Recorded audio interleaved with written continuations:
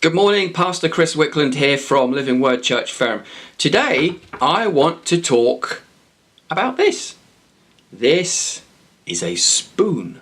A spoon is a piece of cutlery, and this spoon is called a spoon because it has certain properties to it. The properties are it generally has this concaved bit on the end so that when I dip it into a bowl of soup or my cornflakes, it helps me to eat my cornflakes. Now, this here is a fork. Now we know it's a fork because it has the properties of a fork. It generally has some little prongs on the end and it's designed to do something specific, which is if I'm trying to eat something on my table, my plate, and I pop it in like that, whatever I've gone into will stick to the end of the fork and come up. Now if I try to use my fork like a spoon, say like in a bowl of soup, the soup is just going to go straight through the fork. So a fork is in practical design when it comes to eating soup, but a spoon, very good for eating soup and cornflakes and such like. Now, one day this spoon decides that it wants to be a fork because it's looking at the fork and go, well, that looks fun. I want it to be a fork. You know, it gets to be used a lot more than I do. I mean, the fork's getting used all of the time. So today I want to be a fork. Now, the problem is that spoon can think it's a fork, but the properties that make it a spoon have not changed. I remember the Matrix film years ago, and there was this little kid, and he said to Neo, he said, this, simply, there is no spoon. And suddenly the spoon started to bend and reality was changing. But that's not true. You can think something, but it still has a reality. This spoon, no matter what you want to call it, is always a spoon. It's not a fork, because the properties of this thing here are not forky. They're spoony. Spoony properties, not forky. Now you think, what has this got to do with anything? Well, we get this a lot. When I go out on the streets and I talk to people about faith and things and matters of faith, I generally get a lot of people saying, well, you know, I think all religions, they all lead to God, and if it's good for you and you feel good about it, then that's fine. And if that's true for you, then that must be true. But it's true for you. And I remember, you know, hearing about some court case, and I was hearing a preacher talk about this court case once, and he said that the judges, they heard both sides of the evidence, and they start coming out saying, you know, we think both are actually true. Now, here's a problem. There can only be one truth. Is either, yes, this person who these judges were talking about either did something wrong or he didn't. They can't both be true. So logic dictates only one can be true. I remember speaking to a scientist once, and we were talking about the universe and the Big Bang, and it was all exciting, but then he suddenly went all relative on me, right? And he's like, well, you know, if you feel that the universe was created by God, then that's true for you. And I said, whoa, man. I said, you can't do that. I said, the universe, we're dealing with things of quantum physics and the universe. We're dealing with zeros and ones. We're dealing with hard fact and hard reality. You can't now turn around and get all relative on me and say, well, if you think there's a God, then it must be true. I said, because the reality is there either is a God or there isn't. It doesn't matter how I feel about it. There either is or there isn't. So me feeling that God is there is irrelevant. Just as you might think, well, I don't believe in God, is also irrelevant. Because there is only one truth. He either does exist or he doesn't. No matter amount of relativism is going to change that.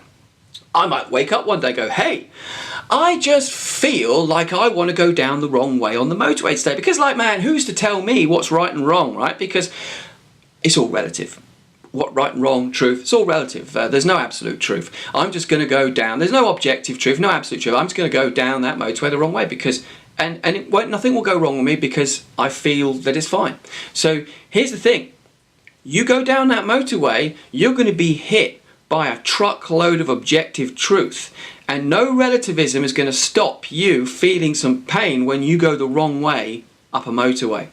And here's the thing. No one in their right mind would do that on purpose. Would wake up one day and go, you know, I'm going to drive the wrong way down the motorway because who's to say what's right and wrong? It's all relative. People know that that's stupid, right? Unless you're crazy. People know that that's not a thing to do. And yet, I find it alarmingly everywhere. This spoon. Now, this spoon has has an issue because this spoon thinks it's a fork. It's called cutlery dysphoria. I'll say again, it's called cutlery dysphoria. This piece of cutlery thinks it's this piece of cutlery, and hence it has a dysphoria. But the reality is that it's still a spoon. It can think it's a fork, but that doesn't stop the fact that it was designed and it's made and it has the properties which make it a spoon. Now I'm finding this quite alarming that in society today, the other day there was a teacher called Joshua Sutcliffe, who was suspended and possibly facing the sack because he called a girl who by definition and by her gender is a girl, and he called her a girl but is now in trouble because she identifies as a he, and now he's getting the sack for it, or potentially getting the sack for it. Now this is, I'm finding quite interesting, quite alarming. I'm now being told that I have to change my perception of reality to enable this spoon to think that it's a fork, even though everyone in the room knows it's a spoon. And now I'm being told if you don't treat this spoon as a fork, you will lose your job, we will fire you. If you are not being tolerant, we will be intolerant to you, and we will fine you, and we will do all kinds of things to you until you see the truth. And the truth is that this spoon is not a spoon, but a fork. These are the days we're living in, brothers and sisters. And this is a very dangerous time and a very dangerous season. And I'm finding this stuff coming into the church as well. And you know what? As I said on a previous video, it's time for a truth reformation. You know what? I'm not going to be forced to be told that this is a fork. This is a spoon. I'm not trying to belittle people. I'm not trying to hurt people's feelings. But you've got to be careful that you can't make the world say 2 and 2 equals 9 when everybody knows it really equals 4. You can't tell me that relative truth trumps objective reality. You can say this is a fork, but it will always be by its properties and by its definition a spoon. A man is a man, a woman is a woman, a boy is a boy, a girl is a girl, and it's the biology that dictates who and what they are, not what we think.